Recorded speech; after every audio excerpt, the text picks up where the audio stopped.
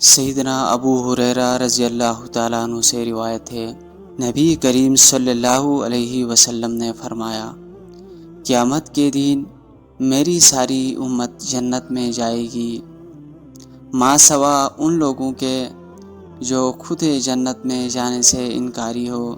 صحابہ کرام نے عرض کیا، اے اللہ کے رسول، جنت میں جانے سے کون انکار کرتا ہے؟ آپ صلی اللہ علیہ وسلم نے فرمایا، جس نے میری اطاعت کی وہ جنت میں جائے گا، اور جس نے میری نافرمانی کی اس نے جنت میں جانے سے انکار کر دیا۔ مسند احمد، حدیث نمبر 12480۔ سیدنا عمار بن یاسر رضی اللہ تعالیٰ عنہ سے مروی ہے، رسول اللہ صلی اللہ علیہ وسلم نے فرمایا، میری امت کی مثال بارش کی مانند ہے، نہیں معلوم کہ اس کا ابتدائی حصہ بہتر ہے یا آخری حصہ۔ مسند احمد، حدیث نمبر 12483۔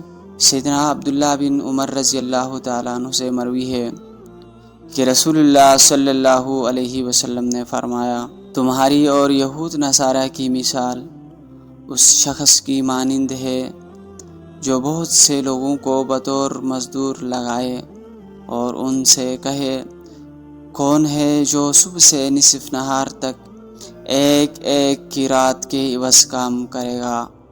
یہودیوں نے اس شرط پر کام کیا۔ اس نے پھر کہا، کون ہے جو نصف نہار سے نماز عصر تک ایک ایک کی رات کے عوض کام کرے گا؟ نصارہ نے اس شرط پر کام کرنا منظور کر لیا۔ اس نے بعد ازاں کہا، کون ہے جو نماز عصر سے غروب آفتاب تک دو دو کی رات کے عوض پر کام کرے گا؟ خبردار، وہ تم ہی ہو جو تھوڑا وقت اور زیادہ معاوضے پر کام کرنے والے ہو۔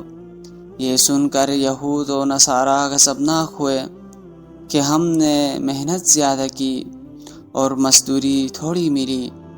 اللہ تعالیٰ نے فرمایا، پہلے یہ بتاؤ کہ کیا میں نے تمہارے حق میں کچھ کمی کی ہے یا اجرت کے سلسلے میں تم پر کوئی زیادتی کی ہے؟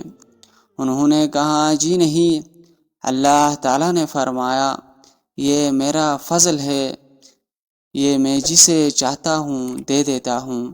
مسند احمد، حدیث نمبر 12485۔